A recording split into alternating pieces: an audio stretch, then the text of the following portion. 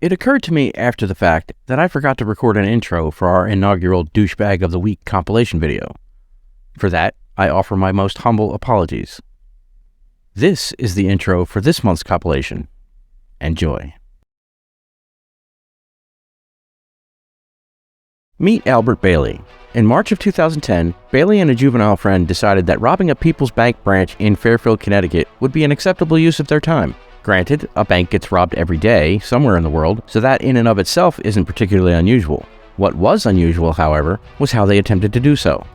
These two geniuses thought it would be a good idea to send the juvenile accomplice inside, as Bailey called the bank, to demand that large bills be readied, or there would be, and I quote, a bloodbath. During that phone call, his young accomplice handed a teller a demand note, who then handed over around $900. When the employee who talked to Bailey hung up, they immediately called 911 while the bank was locked down, trapping the accomplice inside.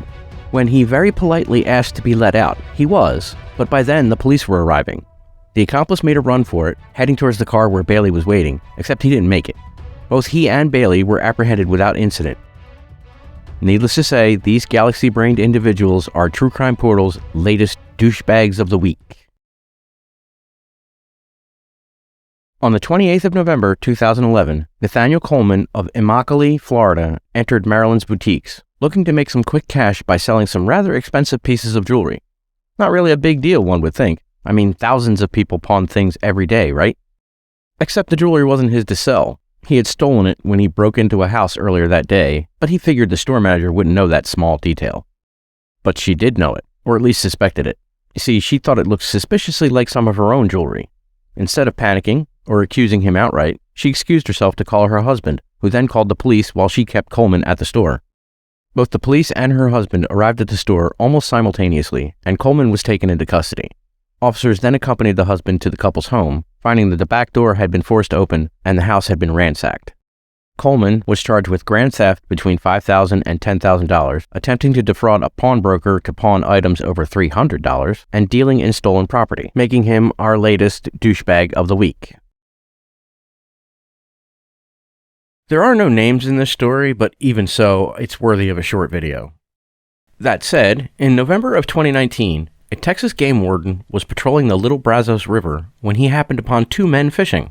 Neither man had a valid fishing license, which is stupid enough, but one man wasn't even carrying his ID.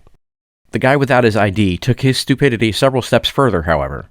See, he was a wanted man, with two outstanding warrants, although what those warrants were for isn't specified. Hoping to go home without visiting the local jail, the man gave the warden the name of a friend. There wasn't just one problem with that approach, but it wound up being the biggest one. Unbeknownst to the guy who gave the false name, that friend also had a warrant, which got him arrested anyway. Karma works in mysterious ways, don't you think?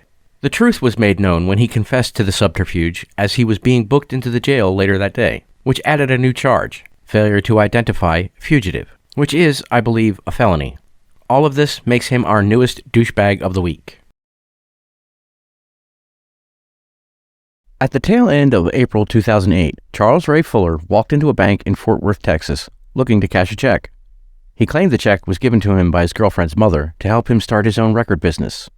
Unfortunately for Mr. Fuller, bank employees refused to cash the check, probably because there wasn't enough money in the entire county, let alone the bank, to cover the check. But just in case, the now suspicious bank employees then contacted his girlfriend's mother, who informed him that she did not give him permission to take or cash the check. That lack of permission prompted the bank employees to call the police, who arrested Fuller for forgery, possession of marijuana, and unlawful carrying of a firearm. The kicker was that the forged check that Fuller wanted to cash was written for, and I kid you not, $360 billion.